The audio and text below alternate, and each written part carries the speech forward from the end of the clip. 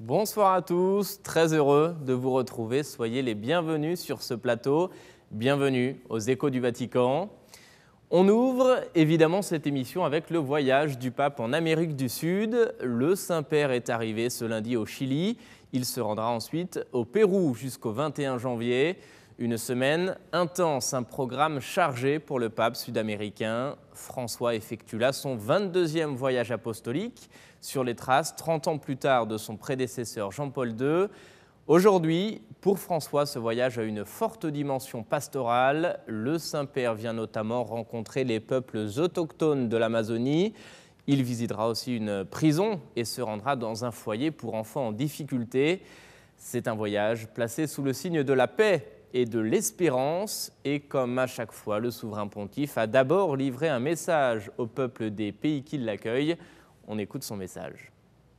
Hermanos y hermanas de Chile y Perú, ante la proximidad de mi viaje a esas tierras, los saludo afectuosamente.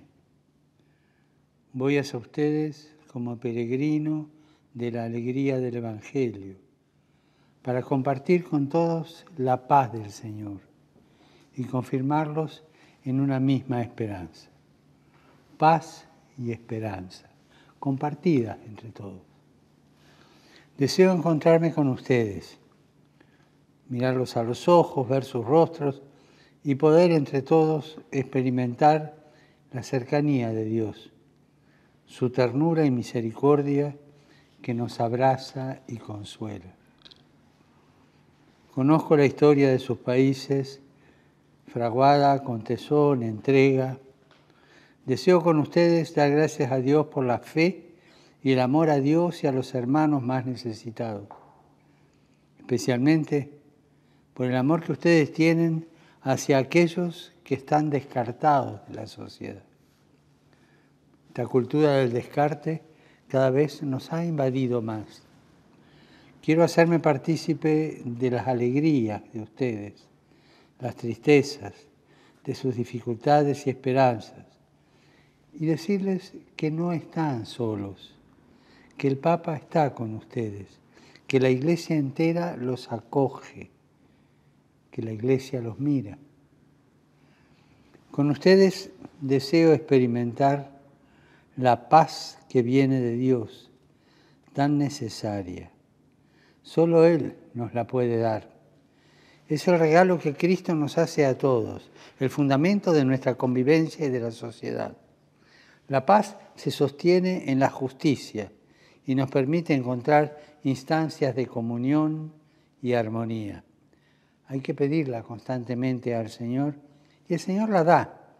Es la paz del resucitado que trae la alegría y nos impulsa para ser misioneros, reavivando el don de la fe que nos lleva al encuentro, a la comunión compartida de una misma fe, celebrada y entregada. Ese encuentro con Cristo resucitado nos confirma en la esperanza. No queremos estar anclados a las cosas de este mundo. Nuestra mirada va mucho más allá. Nuestros ojos están puestos en su misericordia que cura nuestra miseria. Solo Él nos da el empuje para levantarnos y seguir. Palpar esta cercanía de Dios nos hace comunidad viva que es capaz de conmoverse con los que están a nuestro lado y dar pasos firmes de amistad y de fraternidad. Somos hermanos que salimos al encuentro de los demás para confirmarnos en una misma fe y esperanza. Pongo en las manos de la Virgen Santa, Madre de América, este viaje apostólico y todas las intenciones que llevamos en nuestro corazón, para que sea ella, como buena madre, quien las acoja y nos enseñe el camino hacia su Hijo. Hasta muy pronto. Y por favor, no se olviden de rezar por mí. Hasta pronto. Voilà, et c'est donc au Chili que le pape a entamé son voyage. Pour avoir une idée de ce qu'est l'Église dans ce pays, nous allons écouter le témoignage de Romain de Châteauvieux. Il est fondateur de l'association Misericordia. C'est une organisation qui vient en aide aux plus démunis dans les quartiers pauvres en périphérie de Santiago. Nous avions réalisé un documentaire sur son travail de missionnaire, c'était il y a 2 ans. Et il y a quelques jours, Romain était invité sur le plateau de nos confrères de KTO. On l'écoute au sujet de l'Église au Chili. C'est vrai que par notre expérience, en ayant connu plusieurs pays d'Amérique latine, les Chiliens, ils ont un petit peu cette réputation d'être les Anglais de l'Amérique latine. C'est-à-dire ? Et effectivement, on le retrouve dans la foi. On retrouve que la foi des Chiliens, c'est une foi qui est plus intérieure, qui est plus inhibée, en comparaison à leurs voisins, les Brésiliens ou les Argentins. D'accord. Donc c'est différent. Oui, c'est différent. C'est moins expressif. Moins expressif, d'accord. On va revenir en un mot sur la visite ces jours-ci du pape François. J'imagine beaucoup d'attentes de la part des Chiliens qui ont dû être exprimées. Quelle église et quel pays le pape va trouver à son arrivée ?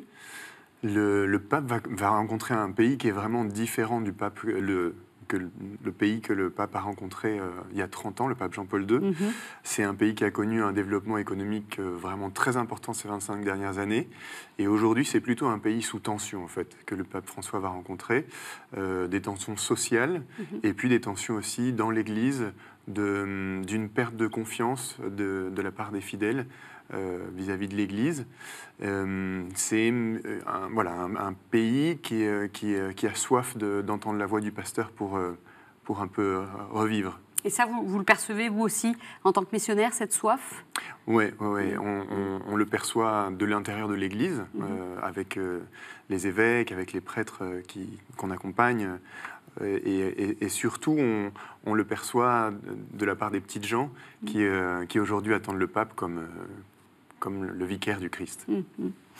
Alors justement, qu'est-ce qu'ils attendent, ces catholiques chiliens, de cette visite du pape François ? Notre journaliste envoyé spécial à Santiago, Rémi Pem, est allé poser cette question à des fidèles à la sortie d'une messe dimanche dernier à Santiago. On écoute.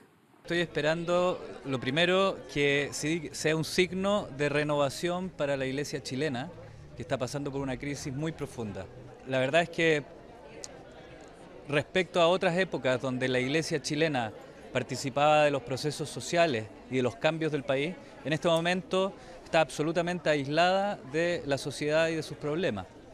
Y el pontificado del Papa Francisco se caracteriza justamente por una llamada a participar y vincularse con los problemas de la sociedad civil. Es un papa que está revolucionando la Iglesia Católica y nosotros esperamos que él traiga su propuesta de renovación tanto a los jóvenes cuanto al gobierno y que ayude a que el gobierno tenga mejores leyes para recibir nosotros que somos migrantes y por supuesto que podamos compartir con los chilenos. Todo lo que estamos esperando es acercarnos o llegar más a Dios, sentir esa paz que tanto necesitamos, tanto los chilenos como los inmigrantes que estamos aquí. Unión sin ver fronteras, sin ver países, sino vernos todos juntos como una sola iglesia. Voilà, Romain Châteauvieux, ça fait un peu écho à ce que vous avez entendu, vous, de la part de Chiliens par rapport à ce voyage et ses attentes. Oui. Je crois que le peuple chilien a soif de voir un petit peu les gestes forts du pape François, de les voir au Chili et que ces gestes-là puissent inspirer l'Église. Cette visite du pape était très attendue par le peuple chilien, mais plus particulièrement par l'Église locale. Une Église proche des pauvres, une Église vivante, alors que la société est de plus en plus sécularisée. C'est ce que nous explique le cardinal Riccardo Ezzati Andrello, archevêque de Santiago. Il est au micro de Radio Vatican. La Chiesa è una Chiesa viva, vivace, attenta. L'Église ici est une Église vivante, attentive et une Église très ouverte, en particulier aux situations des gens les plus pauvres. Nous sommes très présents dans les zones populaires, ici à Santiago, avec de nombreux défis devant les changements culturels, mais avec beaucoup de signes d'espérance et de grâce. Ma anche con tanti segni di speranza e di grazia. Abbiamo un paese che si è secolarizzato moltissimo, io credo che Notre pays s'est beaucoup sécularisé Et pour bien connaître les pays d'Amérique latine, je crois que le Chili est celui qui a sans doute connu la plus forte sécularisation ces dernières années. C'est donc un vrai défi pour l'évangélisation, comme nous l'avait demandé Aparecida, une évangélisation qui parte de la rencontre personnelle avec le Christ et qui puisse faire naître la conversion, la solidarité et aussi la communion entre tous.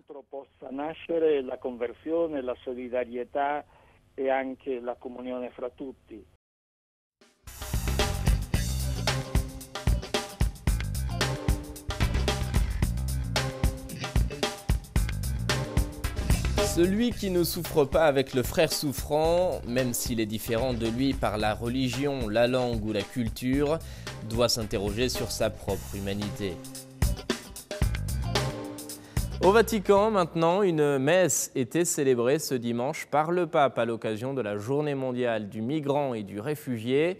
Une cérémonie dans la basilique Saint-Pierre en présence de migrants, justement, et de réfugiés installés en Italie et originaires d'une cinquantaine de pays. Le Saint-Père, dans son homélie, a développé une réflexion autour de l'accueil et de la charité réciproque. Il invite notamment à dépasser les peurs et les craintes à travers la rencontre de l'autre. On écoute un extrait de son homélie.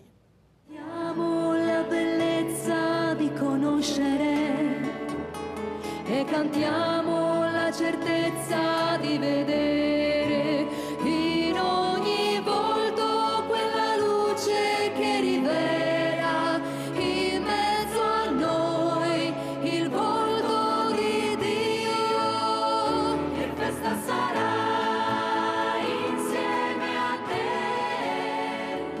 Quest'anno ho voluto celebrare la giornata mondiale. Cette année, j'ai voulu célébrer la Journée mondiale du migrant et du réfugié par une messe à laquelle vous avez été invités. Vous en particulier, migrants, réfugiés et demandeurs d'asile.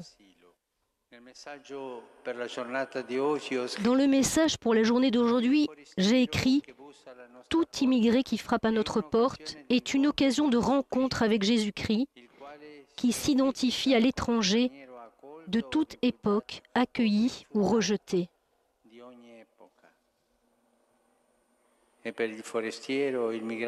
Et pour l'étranger, le migrant, le réfugié, l'exilé, le demandeur d'asile, chaque porte de la nouvelle terre est aussi une occasion de rencontre avec Jésus. Son invitation, venez et voyez, nous est aujourd'hui adressée à tous, communauté locale et nouveaux arrivés. C'est une invitation à surmonter nos peurs pour pouvoir aller à la rencontre de l'autre, pour l'accueillir, le connaître et le reconnaître. C'est une invitation qui offre l'opportunité de se faire le prochain de l'autre pour voir où et comment il vit. Dans le monde d'aujourd'hui, pour les nouveaux arrivés, accueillir, connaître et reconnaître signifie connaître et respecter les lois, la culture et les traditions des pays où ils sont accueillis. Cela signifie également comprendre leurs peurs et leurs appréhensions vis-à-vis de l'avenir. Pour les communautés locales, accueillir, connaître et reconnaître signifie s'ouvrir à la richesse de la diversité sans préjugés, comprendre les potentialités et les espérances des nouveaux arrivés, de même que leur vulnérabilité et leurs craintes. Et puis à l'issue de cette cérémonie, comme chaque dimanche, le pape a récité la prière de l'Angélus, place Saint-Pierre. Depuis la fenêtre du palais apostolique, le Saint-Père a estimé que chacun, en tant qu'être humain, est en recherche du bonheur, de l'amour, d'une vie bonne et pleine. Tout cela, dit-il, nous a été donné par Dieu le Père et nous l'obtenons, dit-il encore, par son Fils Jésus, que le pape nous invite à rencontrer. On écoute un extrait de son allocution. Chacun d'entre nous, en tant qu'être humain, est en recherche. La recherche du bonheur, recherche de l'amour, d'une vie bonne et pleine. Et Dieu le Père nous a donné tout cela en son Fils Jésus-Christ. Dans cette recherche, le rôle d'un véritable témoin qui le premier a fait le chemin et a rencontré le Seigneur est fondamental. Dans l'Évangile, Jean le Baptiste est ce témoin. C'est pourquoi il peut orienter les disciples vers Jésus, qui les invite à une nouvelle expérience en disant « Venez et voyez ». Et ces deux disciples ne pourront plus oublier la beauté de cette rencontre, au point que l'évangéliste note même l'heure. Il était environ 4 heures de l'après-midi. Seule une rencontre personnelle avec Jésus conduit à un chemin de foi et de fidélité.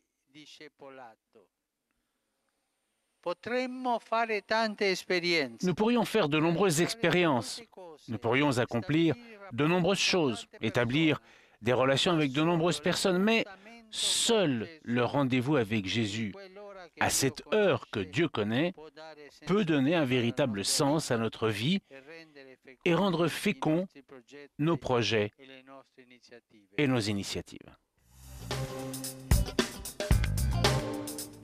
L'audience générale, à présent, comme chaque mercredi, le Saint-Père a poursuivi son cycle de catéchèse. Sur le thème de la messe, le pape a évoqué le chant du gloire à Dieu, cette étreinte, dit-il, entre le ciel et la terre. Mais le Saint-Père a surtout insisté sur le rôle du silence lors de ce qu'on appelle la collecte. C'est cette prière qui suit le Gloria. François invite ainsi à profiter de ce temps de recueillement. On écoute un résumé de sa catéchèse. Frères et sœurs, de la rencontre entre la misère humaine et la miséricorde divine dans l'acte pénitentiel, naît la reconnaissance exprimée avec le Gloria. Cette hymne très ancienne reprend le chant des anges à la naissance de Jésus, la joyeuse annonce de l'étreinte du ciel et de la terre. Chant de louange à Dieu le Père et à son Fils Jésus-Christ, l'agneau qui enlève les péchés du monde, le Gloria est aussi une supplication confiante de la bienveillance divine qui se conclut avec la doxologie trinitaire, caractéristique de toute la célébration eucharistique. Après le Gloria, ou après l'acte pénitentiel en fonction du temps liturgique, au moyen de l'invitation « Prions », le prêtre exhorte le peuple à s'unir à lui dans un moment de silence qui ouvre à l'oraison dénommée collecte. Le silence, dont le caractère dépend du moment où il intervient au cours de la messe, permet, juste avant la collecte, de nous disposer à écouter la voix de notre cœur et surtout celle de l'Esprit Saint et de présenter au Seigneur nos intentions personnelles. Après ce bref moment de silence, le prêtre, dans l'attitude de l'orant, les bras étendus pour imiter le Christ sur la croix, exprime à Dieu, au nom de tous, la prière commune qui conclut les rites d'introduction et dont le contenu va de la louange à la supplication. Aussi, méditer ces textes en dehors de la messe peut nous apprendre à mieux nous tourner vers Dieu.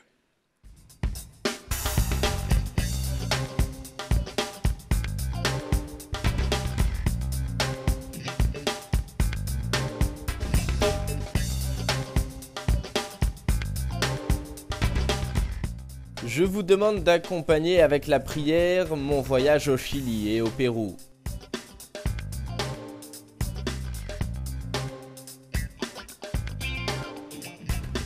Voilà, et c'est la fin de cette émission. Merci de l'avoir suivi. Je vous souhaite à tous une très belle fin de soirée et je vous retrouve la semaine prochaine, même heure, même endroit, pour de nouveaux échos du Vatican.